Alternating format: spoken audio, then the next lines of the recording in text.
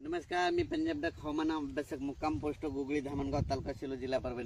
राज्यातील आजपासून परत शेतकऱ्याला खास करून अंदाज, कालच एक अंदाज दिला होता, पण परत एक अंदाज खास करून कशामुळे द्यायचा की राज्यामध्ये आता शेतकऱ्याच्या मूग काढणीस आलेलं आहे. तर मूग ज्यांचा काढणीस आलेला आहे त्या शेतकऱ्यासाठी खास करून आनंदाची बातमी. तुम्ही काय करा, 19 तारखेपर्यंत 19 ऑगस्ट पर्यंत तुम्ही तुमचे मूग काढून घ्या. कारण की राज्यामध्ये 20 ऑगस्ट ते 2 सप्टेंबर दरम्यान राज्यात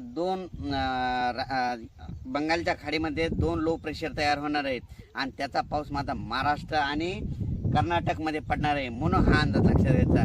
म्हणून सर्व शेतकऱ्याला सांगू इच्छितो की राज्यामध्ये आजपासूनच काही भागात सूर्यदर्शन होणार आहे, पण 12 पासून मात्र राज्यात सर्वत्र सगळीकडेच एकदम कडक सूर्यदर्शन होणार आहे. म्हणून ही खास करून शेतकऱ्यासाठी आनंदाची बातमी.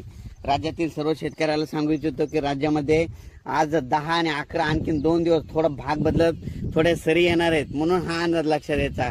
पण राज्यात मात्र 12 तारखेपासून मराठवाडा, पश्चिम महाराष्ट्र या भागामध्ये चांगलं सूर्यदर्शन घडणार आहे. म्हणून हा अंदाज लक्षात द्यायचा. आता नेमकं 12 तारखेपासून सूर्यदर्शन कोणत्या कोणत्या जिल्ह्यात जास्त होणार आहे हे तुम्हाला सांगतो. की सांगायचं झालं तर चंद्रपूर, यवतमाळ, नांदेड, हिंगोली, वाशिम, परभणी, त्याच्यानंतर लातूर, बीड, जालना, सोलापूर, उस्मानाबाद, सातारा, सांगली, तसेच पश्चिम महाराष्ट्र, त्याच्यानंतर नगर जिल्हा, त्याच्यानंतर नाशिककडे देखील होणार आहे.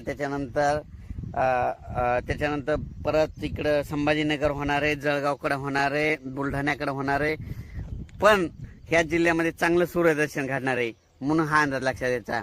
बरेच डाळिंब शेतकऱ्याचे मला शेतकऱ्याचे फोन आले होते की त्यांना म्हणजे उन्हाची गरज आहे, म्हणजे त्याच्यामुळे त्यांच्यासाठी खास करून डाळिंब शेतकऱ्यासाठी ही खास करून आनंदाची बातमी. त्याच्यानंतर ज्यांचा मूग काढणीस आलेला आहे त्या शेतकऱ्यांचं, कारण की राज्यामधली परिस्थिती बघितली त्यानंतर फेरफटका मारल्याच्या नंतर बऱ्याच शेतकऱ्याचा मूग काढणीस आलेला आहे. तर ह्या म्हणजे आता 10 दिवस सूर्यदर्शन भेटणार आहे आणि त्या शेतकऱ्याचे मूग सुखरूप घरी येणार आहेत. म्हणून खास करून त्यांच्यासाठी देखील आनंदाची बातमी. 20 ऑगस्ट पासून ते 2 सप्टेंबर दरम्यान बंगालच्या खाडीमध्ये 2 लो प्रेशर होणार आहे आणि त्याचा पाऊस मात्र कर्नाटक आणि महाराष्ट्रामध्ये चांगल्या स्वरूपाचा पडणार आहे. अचानक वातावरणात बदल झाला तर लगेच एक मेसेज दिला जाईल. धन्यवाद.